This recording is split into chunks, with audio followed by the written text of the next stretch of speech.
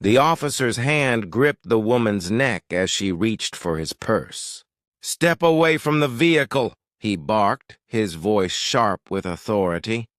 She looked up, calm, steady, almost sorrowful, and whispered, "Officer, check who I am first." But by the time he realized it, the crowd was already recording, and the badge in her hand would change everything. The air was crisp that morning, too quiet, too ordinary for what was about to unfold. On a suburban street lined with autumn trees, a black SUV sat parked at the curb, gleaming under the pale sun. A woman in her 30s stood beside it, her beige coat perfectly pressed, her posture calm yet purposeful. Her name was Danielle Hayes, but at that moment, to the man approaching her, she was just another suspect. Officer Bradley's boots hit the pavement in sharp, confident strides. He'd received a report minutes earlier. Possible stolen vehicle, black SUV, matching plate. He didn't hesitate. Not today. His jaw was set, his hand resting near his holster.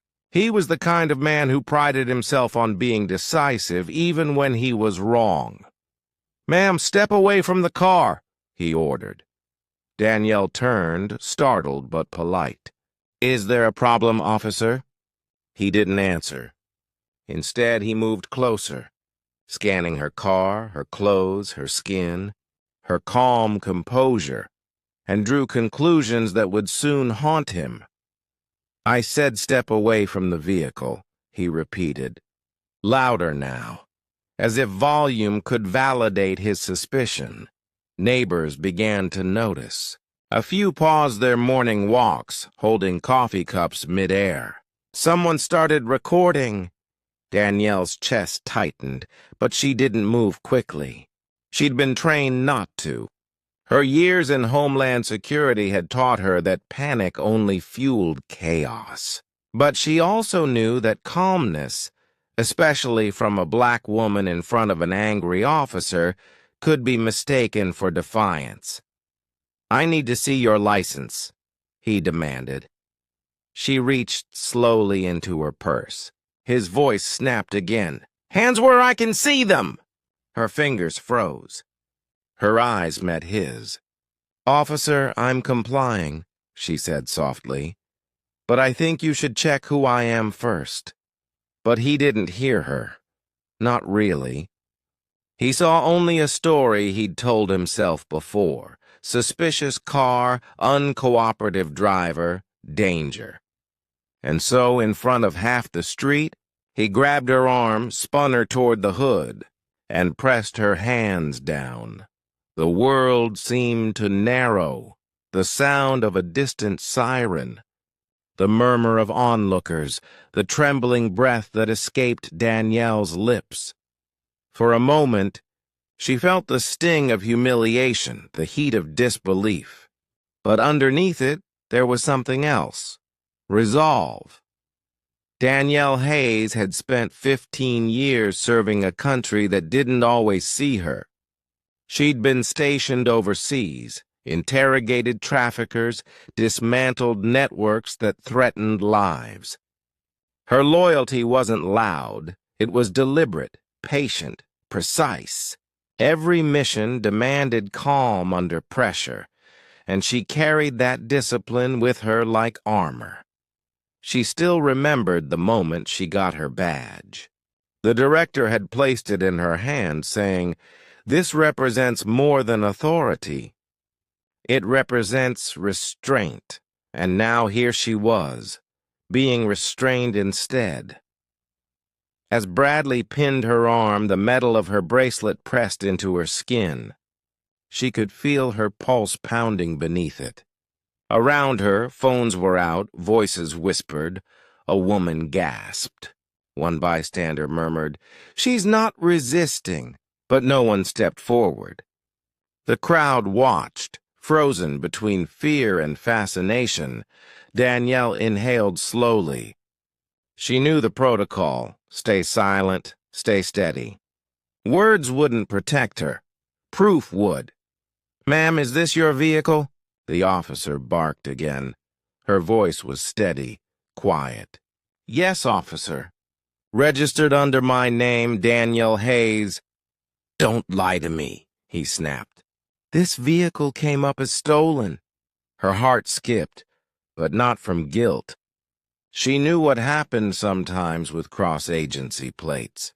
Her vehicle was registered under a federal database, one local officers couldn't always access. "I'm reaching for my ID," she said, her tone calm but unyielding. "Slowly. Don't move," he warned. Her voice didn't rise. "You should check who I am first." Then, with careful precision, she reached into her coat pocket and pulled out a black leather badge case.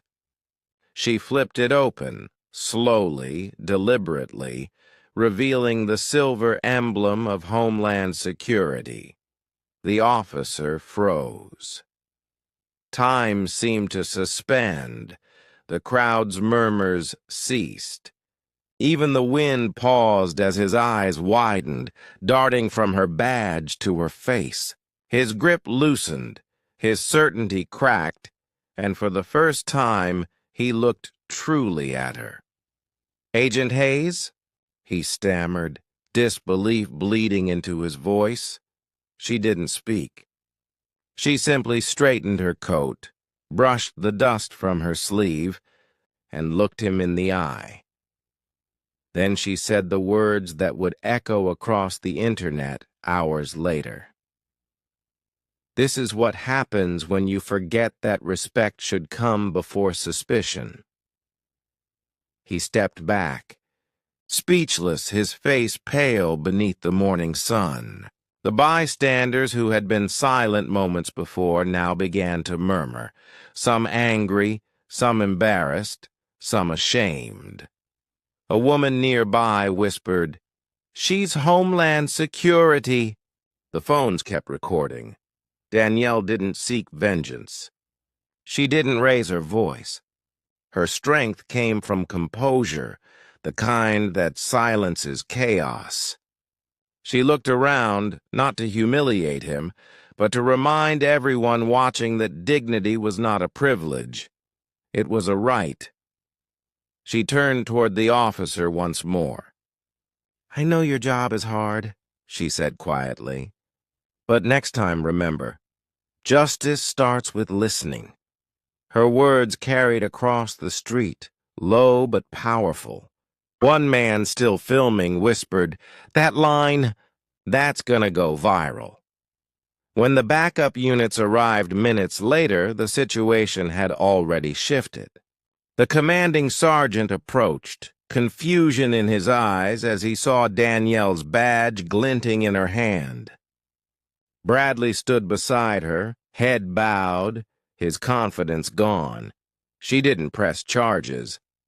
She didn't want to ruin a life, just to remind others how easily assumptions can destroy trust. The sergeant apologized repeatedly. She accepted it with grace. Then, without anger or triumph, she said one final thing.